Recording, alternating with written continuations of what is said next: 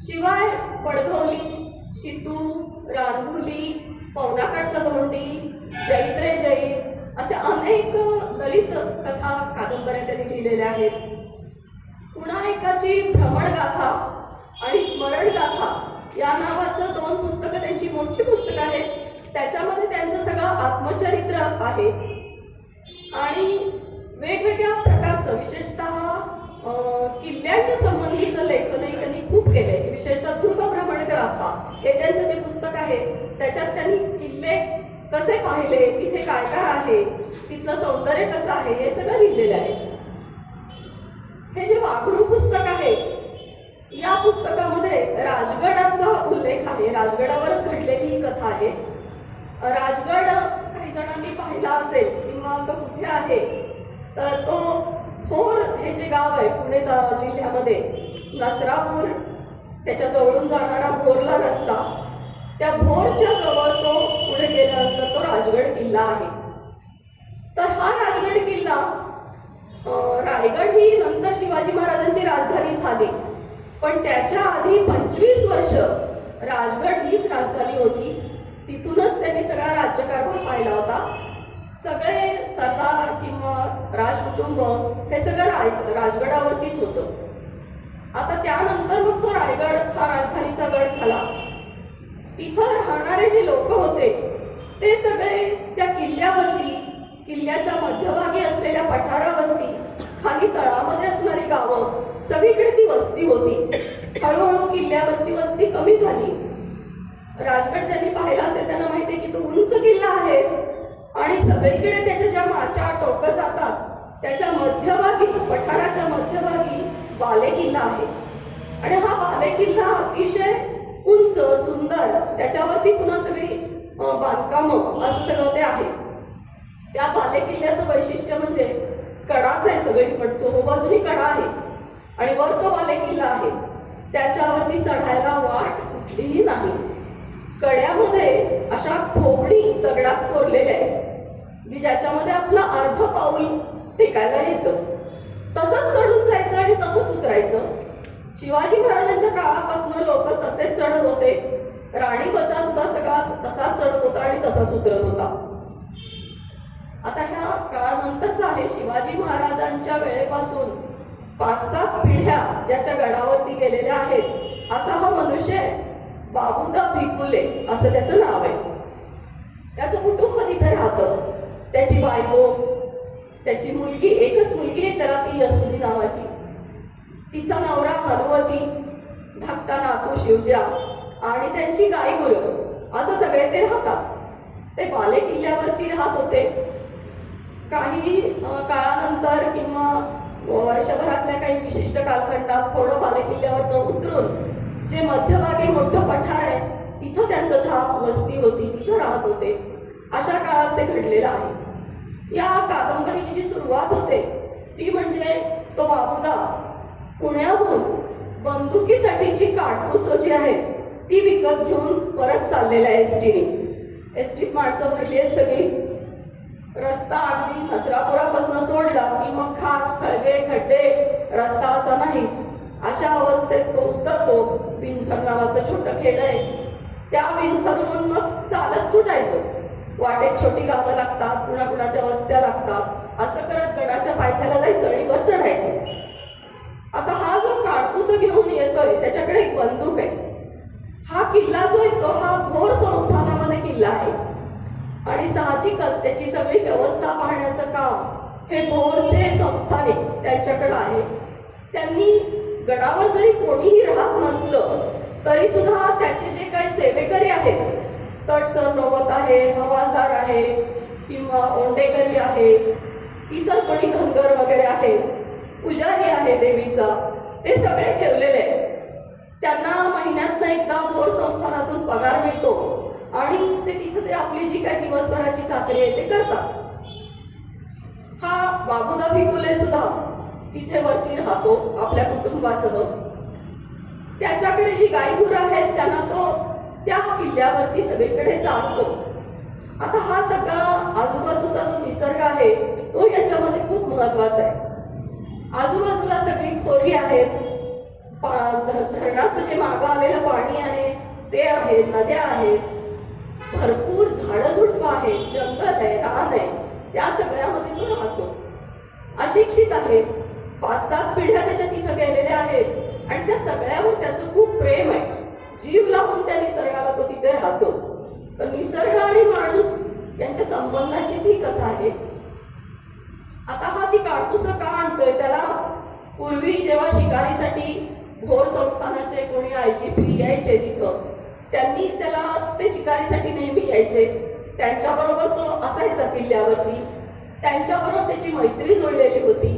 त्या बाबुदाकडे काय गुण आहेत ते त्यांना कळले होते आणि म्हणून रिटायर होऊन परत जाताना त्यांनी आपल्याकडच्या ज्या अनेक बंदुकी होत्या त्यातली एक चांगली बंदूक त्याला भेट म्हणून दिली होती.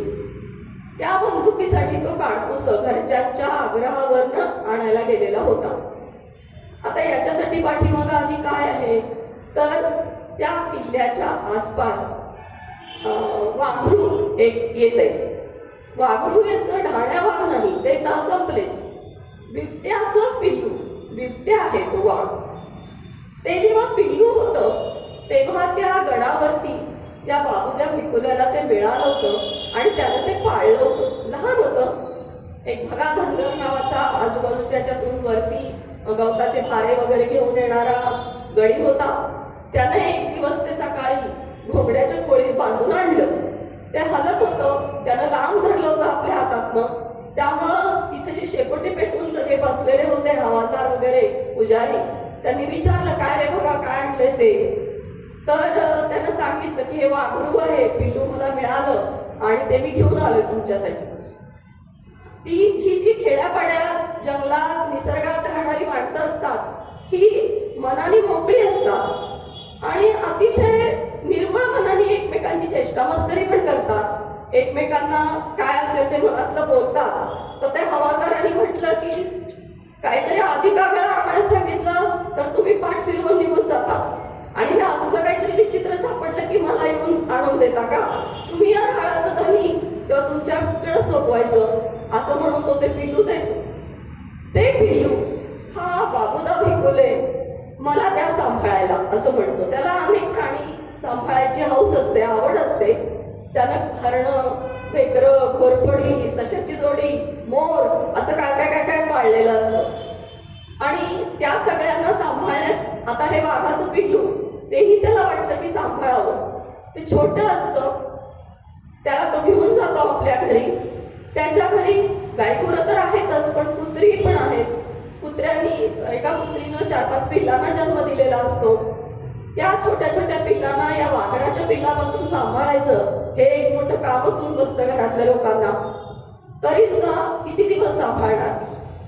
ते पिल्लू त्या पिल्लाला दूध पाजायला प्रयत्न करतो तो, ते काय दूध पित नाही.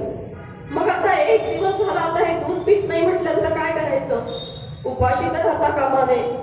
त्याला कसं दूध पाजावं? एकमेकाशी चर्चा करत येणारी माणसं, वरती राहणारी माणसं कोणी बोलायला लागतात.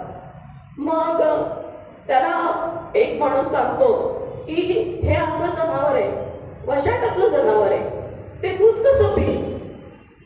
बाबुदा त्याला म्हणतो की न प्यायला काय झालं, लहानपणी ते त्याच्या आईचं दूध पितच असेल की, तेव्हाच काही ते इतर मांस खाणार नाही. मी प्रयत्न करून बघतो. तो माणूस त्याची चेष्टा करतो, असं करा बाबुदा, उद्या सकाळी चरबी घेऊन सुटा आणि त्याच्या आईकडे जा आणि म्हणा की बाय तुझ्या ह्या पोरासाठी दूध दे, चरबी दूध घेऊन ये आणि पाजा त्याला. पण ही जरी चेष्टा मस्करी झाली तरी तो त्याला कापसाच्या बोळ्यानं दूध पाजून वाढवतो. थोड्या दिवसानंतर काय होतं की ते एक कुत्र्याचं पिल्लू चुकून त्याच्या तावडीत सापडतं. त्या कुत्र्याच्या पिल्लाला हे आपल्यासारखंच काहीतरी असं वाटतं. ते त्याच्याकडे खेळायला जातं आणि मग त्यांचे खेळ म्हणजे एकमेकाच्या अंगावर उड्या मारा, डासा काढा असं ते होतं. आणि त्या कुत्र्याच्या पिल्लाला त्या वाघराच्या पिल्लाचा पंजा लागतो, रक्त येतं. ते रक्त चाटल्यावरती त्याला त्या रक्ताची चव लागते आणि ते सोडतच नाही अजिबात. त्या पिल्लाच्या चिंध्या होतात आणि ते मरतं. ती घरातली बाबुदाची बायको सोडवायचा प्रयत्न करते पण तिला काही ते जमत नाही. मग ती चिडते अतिशय. मुळातच तिला हे असले शौक पसंत नसतात. मग आता त्या पिल्लाला सोडायला पाहिजे हे लक्षात येतं की असं ठेवून भागणार नाही. बाबुदाच्या मनात नसतं. ते घरात आला तो गेलेला असतो खाली कुठेतरी गडाच्या खाली कामासाठी. संध्याकाळी परत आल्यावर त्याला हे कळतं की आपलं कुत्र्याचं पिल्लू मारलं गेलं. त्याला राग येतो त्या पिल्लाचा. त्याला असं वाटतं की हे घरातलीच आहे, ती सगळी पाळलेली आहे, याला एवढं कळू नये का. आणि त्या रागाच्या भरात तो एक झाडाची फांदी छडीसारखी घेतो आणि त्या पिल्लाला मारतो. त्याला ओरडतो की तू का मारलंस त्याला, तुझ्यापाशी ते खेळायला आलं होतं, आपल्या घरातलं पिल्लू आहे ते, आणि त्याला का मारलंस. त्याला मारतो. त्या दिवशी त्याला दूध वगैरे काही देत नाही, उपाशी ठेवतो. दुसऱ्या दिवशी त्याचा राग कमी होतो आणि तो त्या पिल्लाला दूध पाजायला जातो. पण ते पिल्लू अजिबात आवाज करत नाही, बोलत नाही किंवा काही म्हणत नाही, कळत नाही, दूधही प्यायला तयार होत नाही. दुसरा दिवस जातो, तिसरा, चौथा, पाचवा. पाचव्या दिवशी त्याला वाटतं की ह्या वाघराचं पिल्लू निष्कारणेची हत्या आपल्याला लागेल, हे काही दूध पीत नाहीये. ते चिडले आपल्यावरती, रुसलंय, रागावलंय की का तू मला बोललास असं. एक जिव्हाळा मुलासारखाच त्याचा निर्माण झालेला असतो. त्यामुळे बाबुदाला वाटतं की पिल्लू आपल्यापाशी तक्रार करते, गाऱ्हाणं घालते की तू का मारलंस. ते पिल्लू माझ्यापाशी कशाला आलं, कुत्र्याचं पिल्लू. मला वाघ म्हणतात, मी काय ससूला वगैरे आहे का माझ्याबरोबर खेळायला यायला. त्या पिल्लाने माझा मान ठेवायला पाहिजे होता, माझ्याकडे यायला नको होतं. माझ्या तावडीत सापडलं की मी त्याला मारणारच. तर असं जणू ते म्हणतंय असं वाटतं त्याला. आणि मग बाकीच्यांच्याही सांगण्यावरून शेवटी गडाच्या खाली त्या पिलाला तो सोडून येतो. त्याला सोडायचं धाडसही होत नाही, नको वाटत असतं. बरोबरचा तो धनगर असतो, त्याला सांगतो की तूच सोड गडाखाली. पुन्हा पुन्हा वळून त्याच्याकडे पाहत असतो की ते पिल्लू कुठं जातंय. त्या पिल्लू देखणं असतं अतिशय. त्याच्या बरोबर माथ्यावरती, कपाळावरती एक काळी चांदणी असते आणि ती त्याला खूप आवडत असते. आणि असं करून नाईलाजानं पिल्लू मरू नये म्हणून ते सोडून द्यावं लागतं. त्याच्यानंतर काय होतं की बराच काळ मध्ये जातो. नंतर आसपासच्या गडाच्या खालच्या भोवतालच्या वाड्या वस्त्यांमध्ये एक वाघरू हिंडायला लागले. लोक येऊन येऊन बोलता सांगायला लागतात की आज ह्याच्या गाईवरती वाघरानं हल्ला केला, उद्या त्याची कालवड पळवली, ह्याचं कोंबडं मारलं, त्याचं कुत्रं मारलं, असं ते कळायला लागतं. आता हे वाघरू हिंडतंय सगळीकडं आणि ते किल्ल्यावरती काही आलेलं नाहीये. ते आपलंच सोडून दिलेलं वाघरू आहे की काय असं त्या बाबुदाला सारखं मनातनं वाटत असतं. आणि म्हणून जेव्हा माणसं बोलायला लागतात की धोका झाला, आता रानात कसं जायचं, आपली गायीमुळं सुरक्षित नाही, मारलं पाहिजे, त्याचा काहीतरी बंदोबस्त केला पाहिजे, तो आपल्या परीनं खूप प्रयत्न करतो सांगायचा. अरे त्याच्या वाटेला जाऊ नका, तुम्ही तुमची गायीमुळं सांभाळा, कशाला त्याला मारायचे, ह्या रानात, हे रान त्याचं घरच आहे, ते इथं राहणारच की.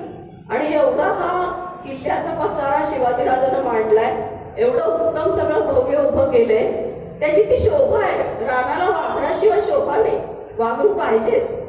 पण त्याचं कोणी ऐकत नाही.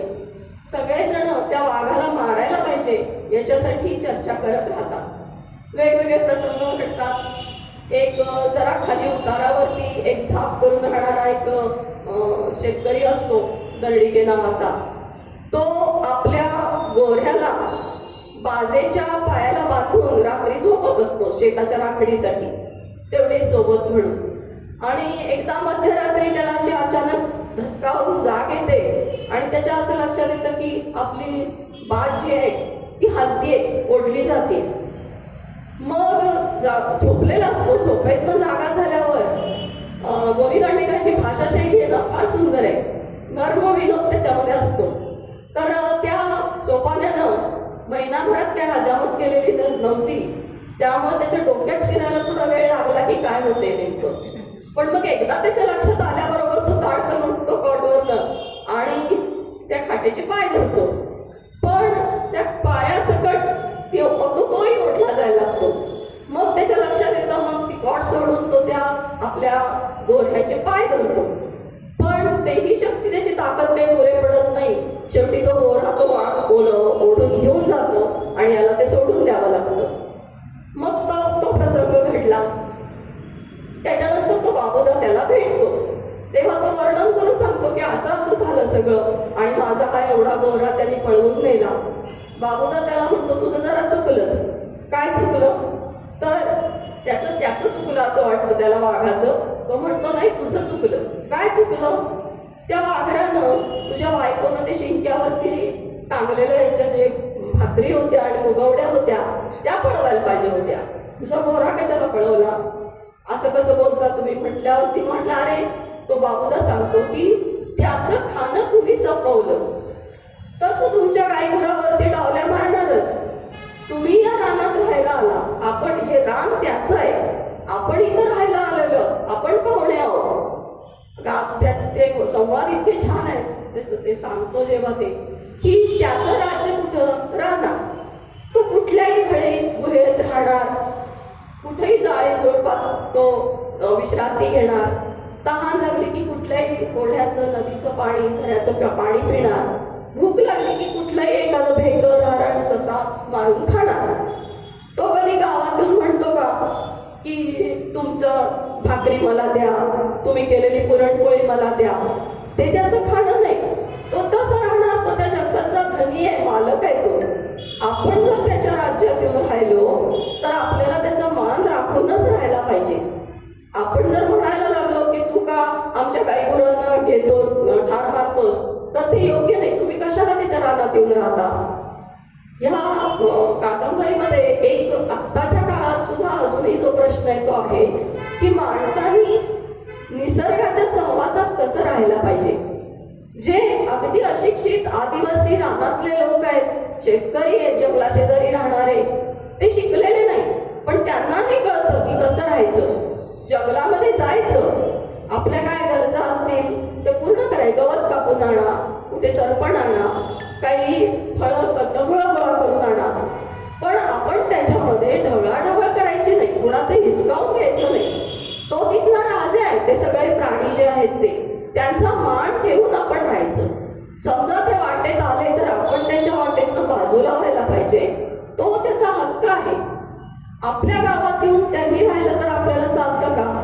एवढा गदारोळ होतो की ह्या वस्तीत बिबट्या घुसला, त्या बिल्डिंग मध्ये तो दिसला, इथं आला तिथं आला, कधी एकदा त्याला पकडू ते, कधी एकदा त्याला काढून टाकू किंवा मारू, अशी धावपळ होते.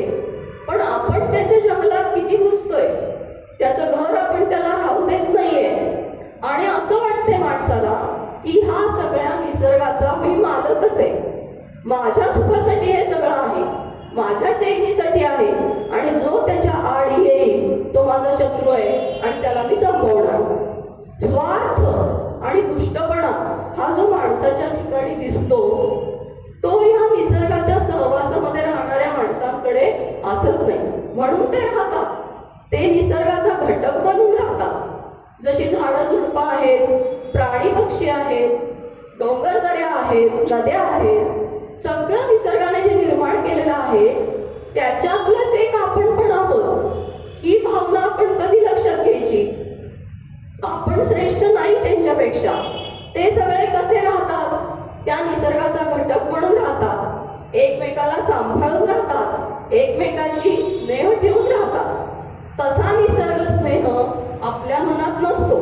आपल्याला एकतर असुरक्षित वाटतं, भीती वाटते, किंवा द्वेष आणि राग, काहीही करून भीतीपोटी असो किंवा चिडीनं असो, त्यात दिसला प्राणी किंवा पक्षी की त्याला मारायचं कसं हेच आपण बघत असतो.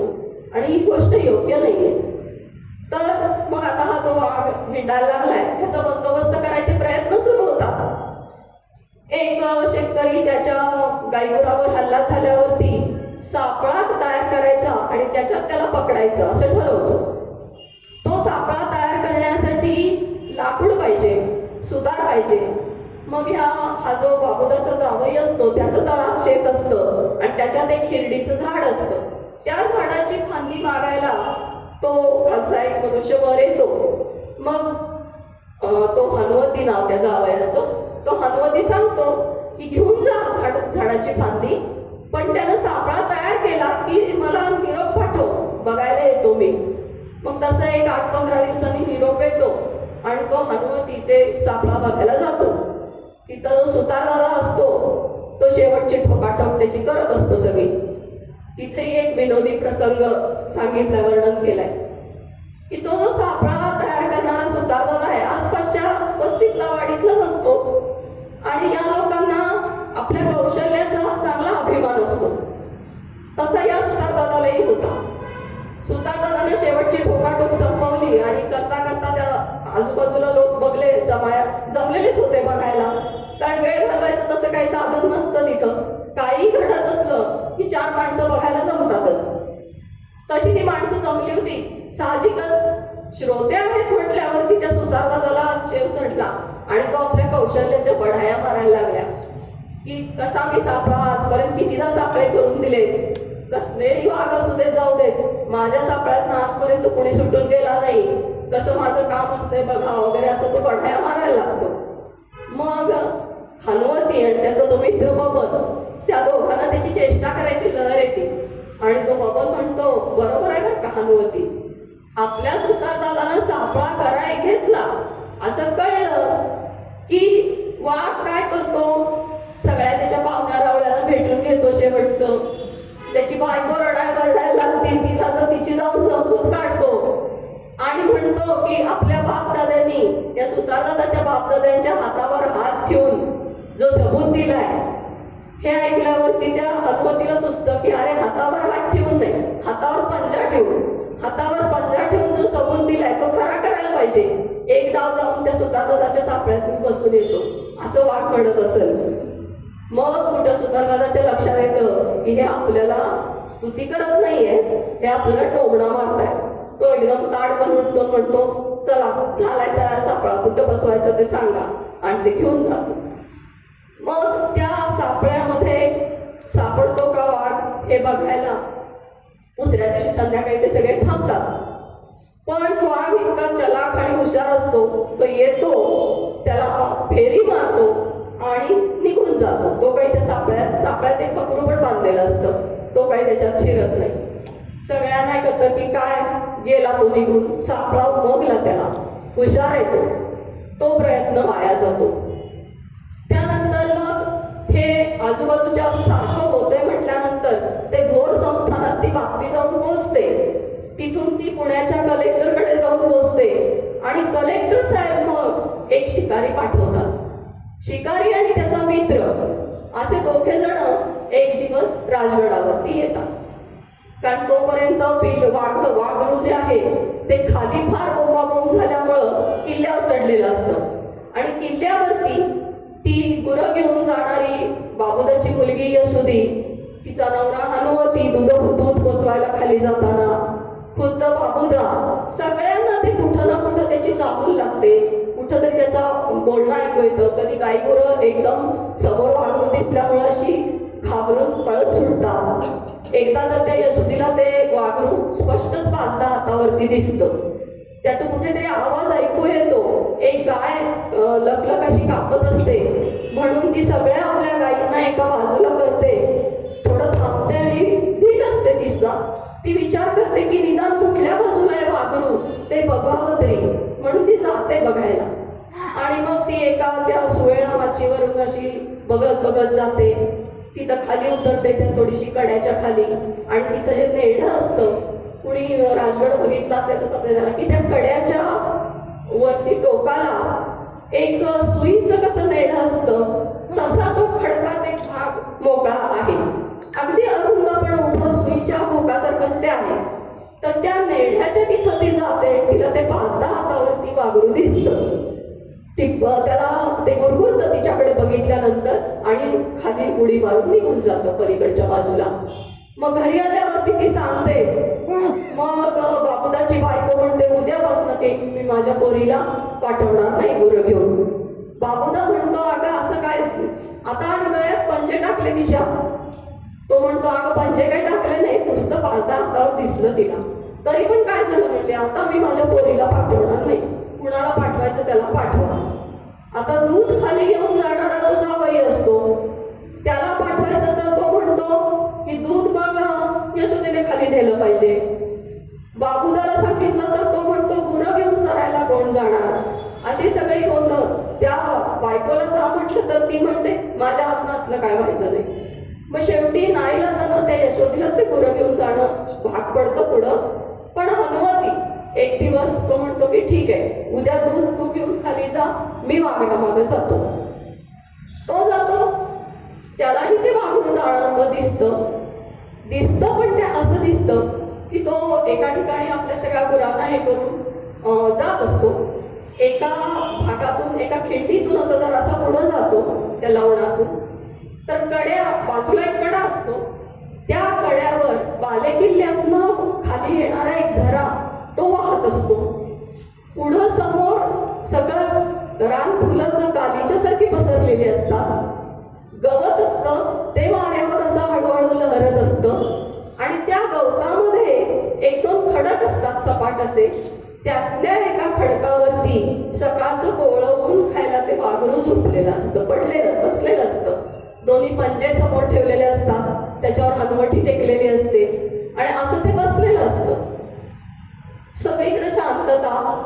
खूप डोंगराच्या वरती जेव्हा आपण जातो ना, तेव्हा आजूबाजूला पसरलेलं सगळं, तिथली शांतता, हळुवार असा तो वाऱ्याचा आवाज, तिथला निसर्ग सगळा खूप भूल घालतो. तसं ते चित्र दिसत असतं. निळभोर आकाश असतं, खाली फोरी पसरलेली असतात, आकाशात एकच ढग असा जात असतो. एक ससाणा तिकडनं उडत येतो, तो त्या वाघराच्या डोक्यावरनं 10-12 हातावरनं जातो. वाघरू त्याच्याकडं सहज जाईपर्यंत बघतं. हे सगळं दृश्य इतकं सुंदर दिसत असतं की त्या हनुवटीला वाटतं की नको मारायला याला, छान दिसतंय हे, म्हणून तो तसाच परत येतो, मारत नाही त्याला. घरी आल्यानंतर रात्री तो आपल्या बायकोला म्हणजे त्या यशोदीला सांगतो. सगळे त्याला नावं ठेवतात की कधी इतकं सापडलं होतं चांगलं, तर कशा मारायचं नाही का, कशाला धोका ठेवला. नंतर एकदा पुन्हा जेव्हा त्याची चाहूल लागते तेव्हा हनुवती आणि यशोदी दोघं जातात. दोघं गेल्यानंतर त्यांना पण गेल्यानंतर ते दिसतं वाघू झाडी झुडपात असतं, त्यामुळं स्पष्ट दिसत नसतं. पंजा आहे का पाठ आहे काही कळत नाही. एकदा एकीकडे उभं राहिल्यासारखं वाटतं, एकदा दुसरीकडे दिसतं. मग जरा आणि थोड्या वेळानं बाजूला सरकून बघितल्यावर दिसतं की ते पाठीवरती झोपले, त्याचे हात वरती आहेत असे दोन्ही चारी पाय, आणि एक पिल्लू त्याच्या अंगावरती खेळते. ती मादी असते आणि ते पिल्लू आणि ती मादी तिथे खेळत असतात, एकमेकाच्या अंगावर उड्या मार असं चाललेलं असतं. ते बघितल्यानंतर ती यशोदीच म्हणते नवऱ्याला की नका मारू त्याला, राहू दे, माया लेकराचा जोडा कशाला विखटायचा, असं म्हणून ते दोघंही परत येतात. जेव्हा तो जावई आपल्या सासऱ्याला सांगतो की मला तेव्हा नावं ठेवली तुम्ही सगळ्यांनी आणि आता तुमची मुलगीच बघा काय म्हणाली, मारू नका, चांगलं सापडलं होतं. तो म्हणतो माझीच लेक आहे ती कशी असं करत. तिच्याही मनात सगळ्या प्राणी पक्ष्यांबद्दल खूप माया असते. हे असं सगळं बाबुदाच्या मनात येत असतं. हे सगळे प्रयत्न बघून की काय करावं आणि या वाघराला वाचवावं. सगळेजण तर त्याला मारायला टपले. शेवटी त्याला जेव्हा एकदा ते वाघरू अगदी समोर असं दिसतं तेव्हा तो त्याला म्हणतो की तू नको राहू इथं, तुझ्या जीवावरती सगळे उठले आणि माझ्या अंगात आता ताकद नाही, माझं कोणी ऐकत नाही, तू जा गडाखाली जा, इथं राहू नको, कुठेही जा, सुखानं राहा, पण वरती येऊ नको, असं तो त्याला विनंती करतो, प्रार्थना करतो. आणि खरंच ते खाली गेल्यासारखा त्याचा आवाज ऐकू येतो आणि त्याला बरं वाटतं की आता हे पुन्हा वरती येणार नाही. पण तरी सुद्धा ते पुन्हा वरती येतच. सगळीकडे कुणाकुणावरती हल्ला केला किंवा गुरगुरलं, भीती दाखवली, हे सगळं ऐकू यायला लागतं. मग हा कलेक्टरनी पाठवलेला शिकारी आणि त्याचा मित्र ते दोघं येतात. आपल्याला कलेक्टरने ह्या लोकांच्या उपकार करायला पाठवले असा त्याचा आव असतो आणि मी किती आतापर्यंत वाघ मारले हाही गर्व असतो. त्या सगळ्यांना तो जणू आपले नोकर समजून कामाला लावतो. दूध आणून द्या, पाणी आणून द्या, लाकडं आणून द्या, चूल पेटवून द्या, ससे भेकरं मारून आणा, हे करा ते करा, माझ्या बरोबर हिंडून कुठून वाघरू येतं, त्याचे पाणी प्यायच्या जागा कुठल्या, मचाण कुठं बांधायचं, सगळं तो त्यांना कामाला लावतो. त्याला दाखवता बरोबरचा जो माणूस असतो तो हौसेनं शिकार बघायला आलेला असतो. त्याला तो किल्ला बघून इतका आनंद होतो की इतकं सुंदर बांधले शिवाजी राजानं. बाबुदाला बरं वाटतं की निदान ह्या एका माणसाला तरी कळलं की हे काय आहे इथं सगळं. तिथला तो चिलखती बुरुज त्याचा एक वर्णन केला. चिलखती बुरुज म्हणजे जी तटबंदी बांधलेली असते त्याच्यामध्ये खोल अशी अरुंद जागा आणि आत पुन्हा एक तटभिंत असते. असं डबल जिथं तटबंदी असते आणि मध्ये जागा, त्याला ते चिलखती बुरुज असं म्हणतात, ते तो दाखवतो त्यांना. असं सगळं दाखवतो. बाले किल्ला चढवून दाखवतो, बाले किल्ल्यावरची सगळी ठिकाणं दाखवतो. आणि मग त्याचं सगळं माहिती घेतल्यावर मचाण बांधून त्या वाघाला मारायचं असं तो शिकारी ठरवतो. मचाण बांधणं हे बाबुदाला काय किंवा त्या हनुवतीला काय पसंत नसतं.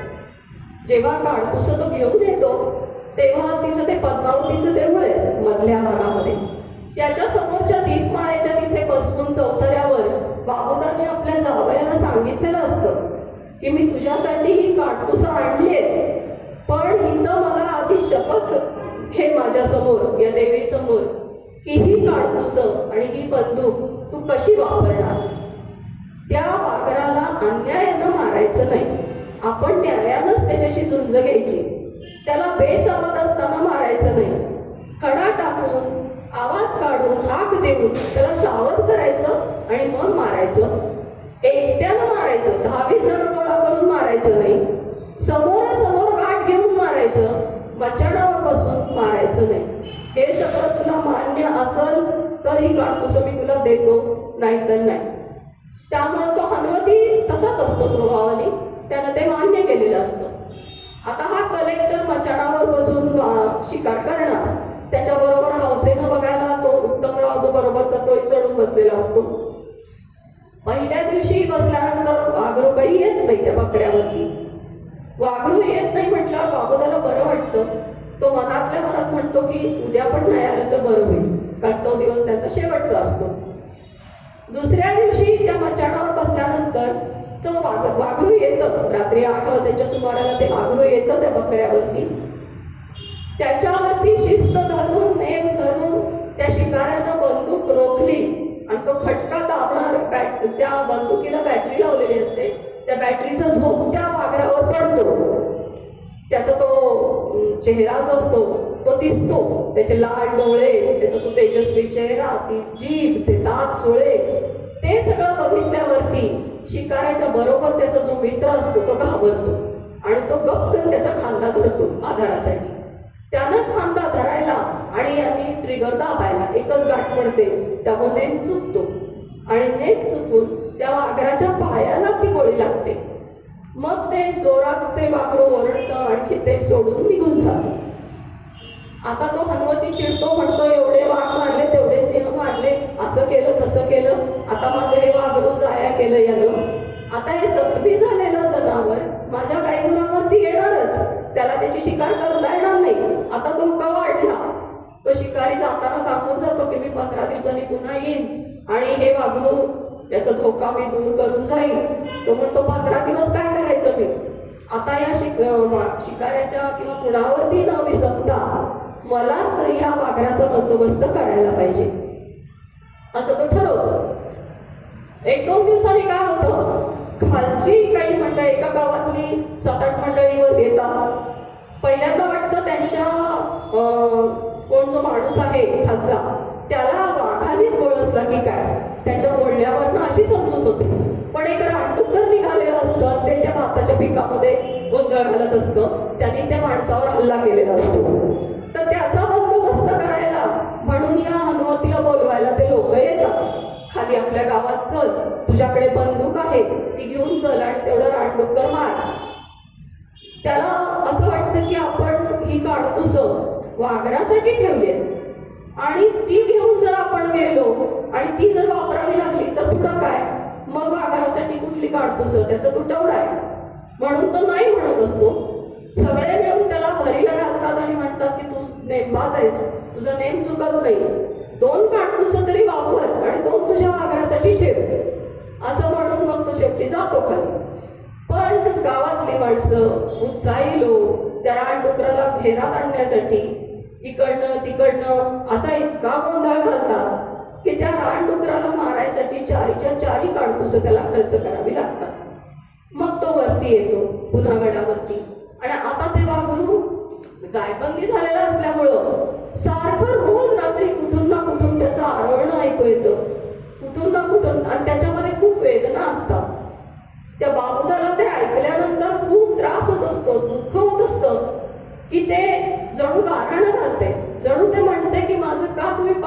केला, आता ही जखम मला केली तुम्ही, आता माझं कसं मी जगू. तर आपण त्याला सगळ्याला जबाबदार आहे असं वाटून तो खंत करत असतो. पुन्हा घरात चर्चा सुरू होते की त्या वाघाला मारायला पाहिजे.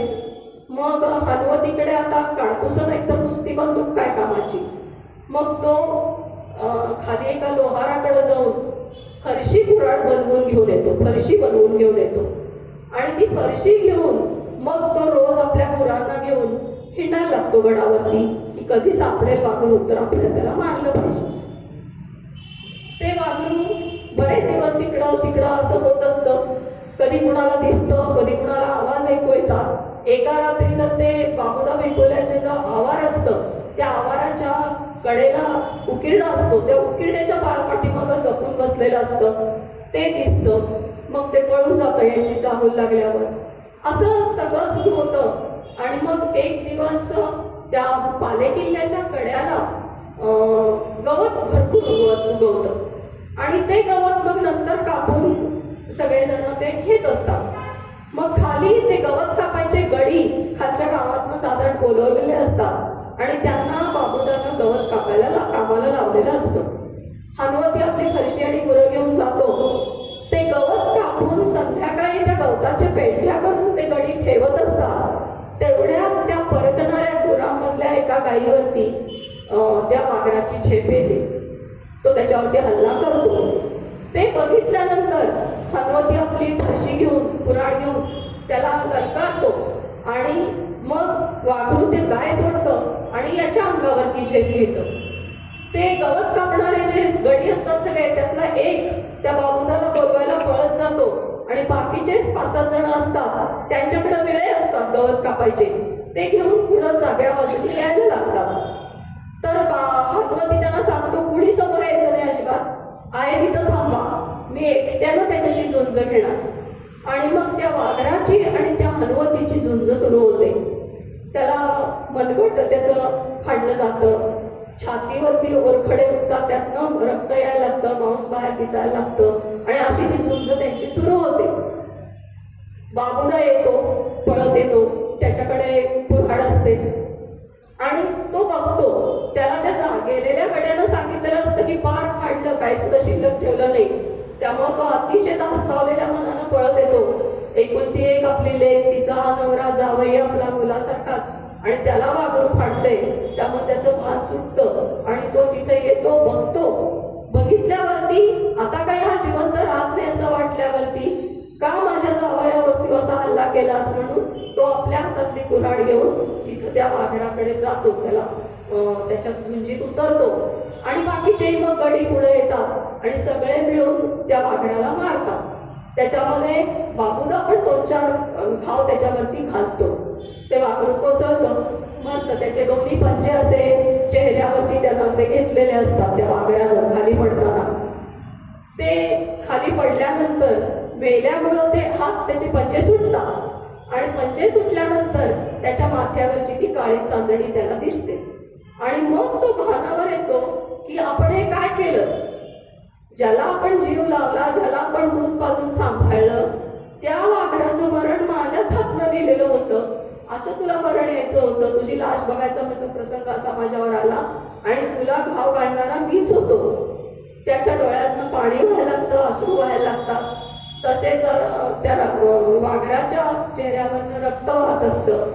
तो त्या वाघराला जवळ घेतो, त्याचं डोकं आपल्या जवळ घेतो, खांद्यावरती त्याला मिठी मारतो आणि त्याचं रक्त आणि याचे अश्रू दोन्ही जणू एकाकार होतात. असा तो त्याचा शेवट आहे.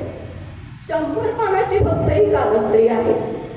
छान छोटे छोटे प्रसंग आहेत आणि एका त्या माणसाने कशा पद्धतीनं त्या वाघरावरती जीव लावला होता, काय त्याच्यावरती प्रसंग आले आणि शेवटी इतकं लाडकं असलेलं ते वाघरू, मुलासारखा वाटत असलेलं त्याला शेवटी मरण त्याच्याच हातनं आलं. ह्या सगळ्यातून मध्ये मध्ये जे प्रसंग आहेत किंवा जे काही त्या बाबुदाच्या तोंडचे उद्गार आहेत त्या सगळ्यातून आज आपण शिकण्यासारख्या गोष्टी सुद्धा आहेत की आपण या निसर्गाचे मालक नाहीये. या सगळ्याचं आपल्यासाठी असं नाही आहे, या सगळ्यांबरोबर आपण राहायचे. आपलं अस्तित्व हे निसर्गाच्या अस्तित्व या सगळ्यांच्या बरोबर रान जगण्यात गंमत आहे. सगळेजण पाहिजेत सृष्टीमध्ये आणि आपल्यासाठी ते नाही, ते आणि आपण दोघंही या निसर्गाची लेकरं आहोत. त्यांनाही सांभाळा, आपणही जगा, त्यांना जीव लावा. त्यांना जीव लावला तर ते सुद्धा तुम्हाला जीव लावतात. हे आपल्याला त्याच्यातून शिकायला मिळतं. आणि अशी माणसं शास्त्रज्ञ, संशोधक म्हणजे उच्च शिक्षित लोक जसे आहेत, तशीच ही साधी मुळे अडाणी शेतकरी माणसं पण आहेत की ज्यांना निसर्गाचं महत्त्व समजतं.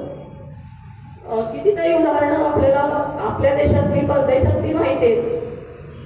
जेन गुडाल होती, चिंपांझीवरती तिनं अभ्यास केला जवळून. किंवा जॉय ॲडम्सन, सिव्हिडीचं आणि तिचं अगदी जवळ तिच्या ती झोपत होती ती सिव्हिडी. आपल्या देशात सुद्धा बरीच अशी माणसं, जिम कॉर्बेटचं उदाहरण आहे. किंवा महाराष्ट्रामध्ये जळगाव जवळ चाळीसगाव नावाचं एक गाव आहे. तिथे डॉक्टर होते, डॉक्टर पूर्णपात्रे.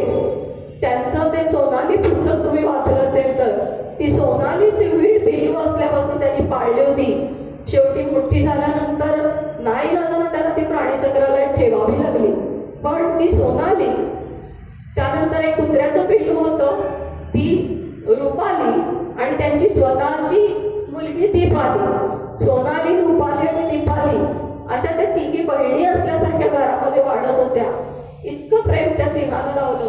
कुठल्याही प्राण्याशी तुम्ही जर प्रेमाने वागला, त्याची किंमत समजून वागला, त्याला मान देऊन वागला, तर तेही आपल्या वाटेत येत नाही. कितीतरी वेळा असं जंगलात जाणाऱ्या लोकांना असं होतं की वाघरू ही काय रानात नवीन गोष्ट नाही, येणारच वाटेत कुठंतरी. पण ते त्याच्या वाटेनं जाणार, आपण त्याच्या वाटेत आलो असलो तर बाजूला व्हायचं.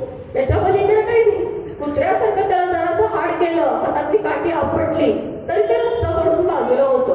कारण आपण त्याचं अन्न नाहीये, त्याचं भक्ष नाहीये. त्याच्यात एक त्या हनुमतीला सांगतो ते आहे की प्राणी पक्षी जे आहेत ते भूक लागली असली तर त्यांचं जे अन्न आहे ते शिकार करतात आणि खातात. भूक नसताना समोर त्यांच्या काही येईना ते त्याच्याकडे ढुंकून सुद्धा बघत नाही. पण माणसं मात्र आजची माझी भूक भागली, पण उद्यासाठी मला काय साठवता येईल का, परवासाठी साठवता येईल का, साठवून ठेवायचं. सगळी पेव बळद भरून ठेवायची. दुसरा उपाशी राहिला तरी चालेल, पण माझं पोट भरलं पाहिजे. ही स्वार्थी वृत्ती फक्त माणसाचीच असते. हे त्याच्यामध्ये खूप छान संवाद त्याच्यामध्ये आहे. एखादा नमुना म्हणून मी तुम्हाला वाचून दाखवते.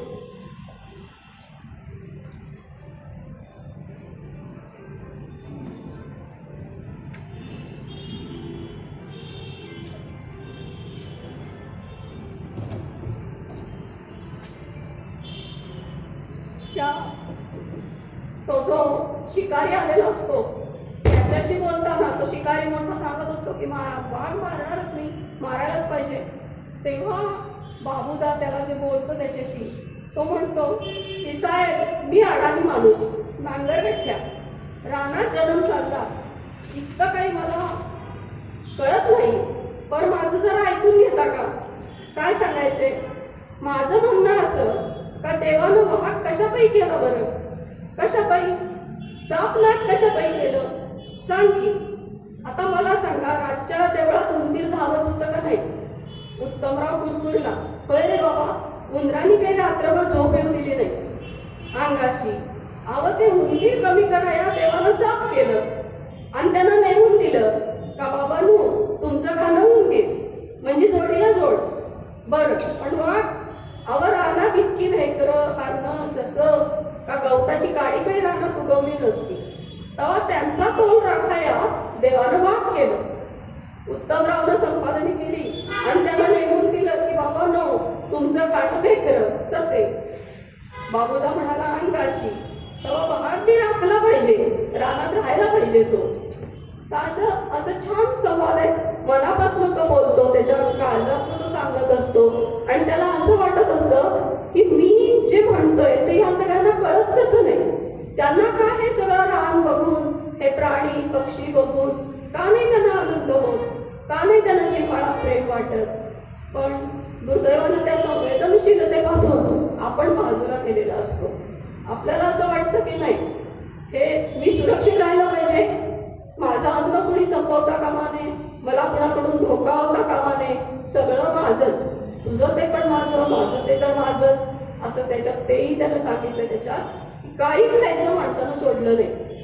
जसं प्रत्येकाला त्याचं खाणं नेमून दिलंय, तसं तुम्हाला पुरणपोळी आहे, मुगावडे आहेत, भाकरी आहे, सगळं आहे तुमच्याकडं. पण तरी माणूस काय करतो? हरणं, फेकरं, ससे, पक्षी, पाखरं, मासे, काही सोडत नाही खायचं.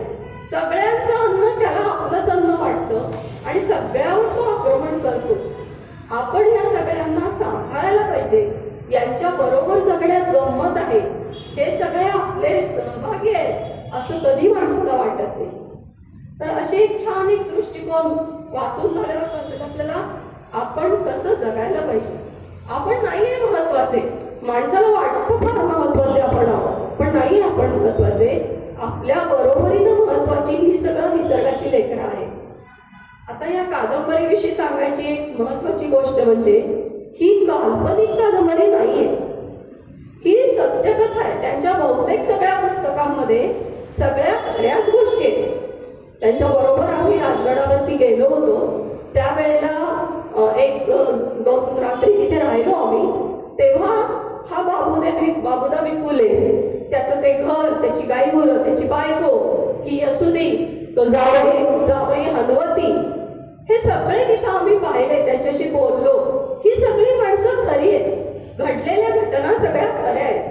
अशाच त्यांच्या सगळ्या गड किल्ल्यावरच्या त्यांनी लिहिलेल्या ज्या कादंबऱ्या आपण म्हणतो, ती माणसं प्रत्यक्षात तिथं आहेत. आणि हे जे लेखक होते, बाहेर त्यांचं फार मोठं नाव, कीर्ती, त्यांना साहित्य अकादमी पुरस्कार वगैरे सुद्धा मिळालेला आहे. पण त्यांच्या त्या मोठेपणाचं कुठलंही दडपण त्यांनी कधी कुणाला जाणवू दिलं नाही. ती गडावरची माणसं सगळी भोळी, साधी भोळी, ती त्यांना अगदी आपलं मानायची, आप्पा आप्पा म्हणून त्यांच्यावर प्रेम करायची. त्यांच्या झोपडीत ते राहायचे, ते जे खातील तेच ते भाकरी खायचे. कधी त्यांनी आपलं मोठेपण जाणवू दिलं नाही. जी त्यांच्याबरोबर माणसं हिंडायची सगळे गड किल्ले बघायला, त्या लोकांना सुद्धा त्यांनी कधी असं जाणवू दिलं नाही की मी कोणीतरी मोठा आहे, नामांकित आहे आणि मी म्हणेन तसं तुम्ही केलं पाहिजे. त्यांना इतका आनंद व्हायचा, कुणीतरी आम्हाला एखादा गड दाखवायला तुम्ही येता का बरोबर असं म्हटलं की पहिले ते तयार असायचे. एक आमचं नशीब म्हणायचं की त्यांचा सहवास आम्हाला लाभला. त्यांच्याबरोबर आम्ही पण काही गड किल्ले हिंडलो. इतके साधे होते स्वभावाला आणि किती सांगू आणि किती नको असं त्यांना व्हायचं. त्यांची पहिली ओळख आमची जी झाली ती म्हणजे एक असं उपक्रम राबवला होता सरकारी आणि निमसरकारी अशा संस्थांनी मिळून एका वेळी, की 10 दिवस त्यांनी रोज एक 25 ते 30 मुलांची बॅच सिंहगडावरनं रायगडावरती यायची आणि ते संध्याकाळी येऊन पोचायचे. दुसऱ्या दिवशी सकाळपासून दोन्ही दांडेकर त्यांना रायगड दाखवायचे. सगळा रायगड घडलेल्या सगळ्या गोष्टी दिवसभर ते सांगायचे. तर त्या ह्याच्यामध्ये तिथं 10 दिवस ते राहणार होते आणि योगायोगानं त्यातले 2 दिवस आम्ही एक सातारा 3-4 जण गेलो. तिथं गेल्यानंतर तिथं त्याला बरीच वर्ष झाली. तिथं एक जिल्हा परिषदेचा चांगला दगडी असा बंगला गेस्ट हाऊस होतं आणि एक पत्र्याची धर्मशाळा, त्याच्यात खोल्या, तिथंच एक खानावळ. त्या पत्र्याच्या खोलीत आम्ही 4 जण राहिलो होतो, उतरलो तिथं. आणि सकाळी त्यांच्याबरोबर जे सगळे गड किल्ले हिंडायला त्या जगदीश्वराच्या देवळाच्या तिथं सुरुवात झाली. आम्हीही तिथं सहभागी झालो. सगळ्यांशी ते बोलायचे, कुणाला त्यांनी असं हे केलं नाही किंवा वर्ग आणलं नाही. मग थोड्या वेळाने एका ठिकाणी जरा विश्रांतीला थांबल्यावर त्यांनी चौकशी केली की ही 4 जण काही ह्यातली दिसत नाही त्या ग्रुपमधली. मग तुम्ही कोण आहे, कुठून आला, त्यांनी विचारलं आणि मग म्हणाले कुठं राहिला तुम्ही. मग आम्ही सांगितलं की त्या पत्र्याच्या धर्मशाळेत राहिलो. त्या बंगल्यामध्ये झेडपीच्या ते ह्यावेळेला सरकारी पाहुणे असल्यामुळं त्यांना तिथे त्या बंगल्यात राहायला दिलेलं होतं. एकटेच होते.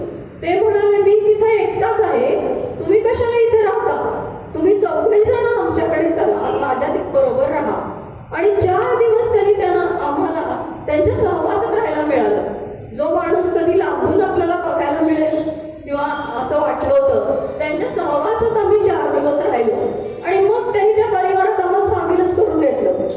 ते पत्र लिहायचे, पत्रव्यवहार खूप होता त्यांचा, कार्डावरती लिहायचे आणि वैशिष्ट्य म्हणजे अक्षर छान होतंच, पण हिरव्या रंगाची शाई वापरायची. ती हिरव्या शाईतली ती पत्र असायची आणि ते कळवायचे आपल्या सगळ्यांना की मी अमक्या वेळी राजगडावर जाणार आहे. फुलं बघायला, फुललेली फुलं सप्टेंबरमध्ये बघायला ते बोलवायचे. मग त्यांच्याबरोबर जायचं, त्यांच्याबरोबर हिंडायचं, त्यांच्याबरोबर फिरायचं. ते सांगत असताना देवान हरपून ऐकायचं. चालायची तर असे तरा की सगळ्या तरुण मुलांना वगैरे पळायला लागायचं त्यांना गाठायसाठी. असं एक छान व्यक्तिमत्व होतं. उत्तम फोटो काढायचे, फोटोग्राफीचा छंद होता त्यांना. गड किल्ल्यावरती हिंडताना डोळसपणानं हिंडायचं, काय काय सापडतं ते बघा म्हणायचे. रायगडावरती त्यांना सोन्याचे होन सापडलेले आहेत, तांब्याच्या शिवराया अजूनही सापडतात, किंवा वेगवेगळ्या प्रकारचे भांड्यांचे तुकडे, किंवा कुठं मणी, कुठं काचेच्या बांगड्यांचे तुकडे. जे शेवटी इंग्रज अधिकाऱ्यांना रायगडावरती तोफांचा मारा करून रायगड जिंकला, तर त्यावेळेला जे तोफांचे गोळे पडले, त्या गोळ्यामधल्या शिष्याचे ते रेसगारे असतात, त्या अजूनही तिथं सापडतात. असं सगळं ते बघायला, हुडकायला सांगायचे. त्यांच्याबरोबर हिंडणं म्हणजे छान अनुभव असायचा. तर असा हा एक वेगळा माणूस होता. बोलायचं आणि हिंडायचं ही त्यांना खूप आवड होती. जे लोक कदाचित त्यांना थोडेसे अडचण त्रासदायक होतील अशा माणसांना सुद्धा त्यांनी कधी नाही म्हटलं नाही. मुंबईचा एक मोठा ग्रुप होता बँकेतल्या लोकांचा, आणि त्यांना ते रायगड दाखवायला त्या येणार होते लोक बघायला, आणि त्यांना बोलवलं होतं यांना दाखवण्यासाठी. जिथं मुंबईला एका स्टेशनवर सगळ्यांनी एकत्र जमायचं होतं, तर त्या ठिकाणी सामानाचा हा ढिगारा होता त्या लोकांचा. काय असेल नसेल ते सगळं लागणारं. माणूस विचार करतो ना, प्रवासाला जायचं, हे पाहिजे, ते पाहिजे, ते पाहिजे, इतक्या गोष्टी, प्रचंड सामान होतं. ते सगळं सामान जेव्हा गोनी दांडेकर तिथं पोचले, तिथल्या त्या माणसानं विचारलं, बघा बरं का आप्पा, हे आम्ही आणलंय सगळं, अजून एकदा तुम्ही नजरेखालून घाला, काय राहिलं असलं तर सांगा. त्यांनी ते बघितलं सगळं आणि ते म्हणाले की आहे बहुतेक सगळं तुम्ही आणलंय, आता एक मच्छरदाणी आणि पाणी तापवायचं बंब एवढं दोन घेतलं म्हणजे मग काय हरकत नाही. त्याच ग्रुपला सगळे ते मुंबईचे लोक ऐस पैसा अंगानं, चालायची काही सवयच नाही अजिबात, काही जिने चढून माहीत नाही, चालून माहीत नाही. आणि मग रायगड ज्यांनी बघितलं त्याला माहीत, त्यावेळेला तर फारशी मोठी वाट पण नव्हती, पायवाटच होती.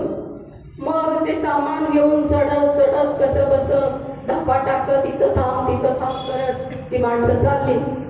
मग एवढं कशाला उंच पाहिजे होतं, कशाला आहे करायला पाहिजे, काहीतरी रोपवे पाहिजे होता, नंतर तो झाला. पण असं करत करत कसं तरी त्या सगळ्यांना चढवलं आणि मुक्कामाला पोचले रात्री. दुसऱ्या दिवशी सकाळी जो राजाचा दरबार, जिथं सिंहासन, मोठं प्रचंड अंगण आणि नगरखाना असं ते सगळं आहे, तिथं नेलं आणि मग राज्याभिषेकाचं वर्णन त्यांनी सांगायला सुरुवात केली. मग त्यावेळेला त्या नगारखान्याच्या बाहेर दोन्ही बाजूला झूल घातलेले, सोन्याचे अलंकार घातलेले हत्ती होते, झुलत होते, असं ते सगळं वर्णनात आलं त्यांच्या. मग त्या माणसानं विचारलं, एवढ्या उंच गडावर इतक्या अवघड ठिकाणी हत्ती कसे चढवले असतील? गोनी दांडेकर म्हणाले त्यांना की मला सुद्धा बरीच वर्ष असं वाटत होतं की कसे बरे चढवले असतील हत्ती, पण काल तुम्हाला सगळ्यांना चढवलं आणि माझं लक्षात आलं की कसे चढवले असतील. असं ते छान माझ्याशी बोलायचे. एक आणखी एक छोटासा प्रसंग सांगते. ह्याच्यावरती राजगडावरतीच चढताना अवघडच आहे वाटसाठी, आणि भरपूर घ्यायचं म्हटल्यानंतर खायला प्यायला पाण्याच्या बाटल्या सगळ्या पोरांनी बरोबर घेतलेल्या होत्या. आधी वाटलं की हे सगळं लागतं आपल्याला, वरती काही मिळत नाही, राजगडावर काही मिळत नाही, मग पाहिजेच की बरोबर. मग चढायला लागल्यानंतर एखाद दुसरं त्यांनी सगळ्यांना आधी सांगितलं की उगाचच आपलं गड चढून जायचंय म्हणून जाऊ नका, आजूबाजूला केवढं निसर्ग निसर्ग सौंदर्य पसरले ते पहा आणि गड चढा. चढता चढता निसर्ग सौंदर्य पहा ही सूचना मिळाली. चढायला लागले. पहिल्यांदा जसं माणूस आहे त्याप्रमाणे आपलं पाणी आपल्या बाटल्या पाण्याच्या वर चढपर्यंत शिल्लक राहिल्या पाहिजे. आपलं खाण्याचं आपल्यापाशी पाहिजे. दुसऱ्या कोणाला शक्यतो द्यायची वेळ येऊ नये असंच प्रत्येकजण बघत होतं. थोडं अंतर चढून गेले. थोडं धप थाप लागायला लागली. दम लागायला लागला. मग कुठेतरी वाटेत सारखं एक टप्पा चढून गेला थांबायचे. दुसरा टप्पा चढून गेला थांबायचे. आणि हे पुढं मागं वळून म्हणायचे अरे का थांबलाय. नाही तुम्ही म्हणाला ना निसर्ग सौंदर्य बघा. ते निसर्ग सौंदर्य बघतोय आम्ही. नंतर मध्ये तहान लागली किंवा काही खावंसं वाटलं. आधी असा विचार होता की कुणाला काही द्यायचं आणि नंतर कुणी तहान म्हणायचा अवकाश. प्रत्येकजण आपली पाण्याची बाटली काढून अरे पी माझ्याकडे पाणी आहे पी. खायला पाहिजे म्हटलं प्रत्येकजण आपलं खाण्याचं काढून दुसऱ्याला तू घे आग्रह. यांना कळे ना की यांच्याकडे एकदम हे दानशूर करण्यासारखे कसे काय व्हायला लागलेत सगळे. मग त्यातल्या एकानं सांगितलं की एवढं ओझं स्वतःला चढायला होईना. प्रत्येकाला असं वाटतंय की कणभर का होईना थोडं कमी व्हावं म्हणून सगळे दुसऱ्याला द्यायला लागले. छान होता त्यांच्या सहवासामध्ये दिवस. कादंबरी अगदी छोटी आहे. पूर्वी ती स्वतंत्र होतं पुस्तक. आता त्यांनी नवीन आवृत्ती जी काढली आहे याच्यात 2 कादंबऱ्या एकत्र आहेत. त्या तिथे रुखातळी ही एक कादंबरी याच्यामध्ये आहे. ही एक 350-400 वर्ष म्हणजे झाड आंब्याचं एक भिवगड नावाचा गड आहे. त्या गडावरती वरच्या पठारावरती तिथं जो एक आंब्याचं झाड असतं त्या झाडाच्या आसपास आणि त्याच्या तळावर घडलेल्या गोष्टीचं ती कादंबरी. तेही झाड होतंच तिथं. म्हणजे नंतर ते का वीज पडली आणि ते जळालं.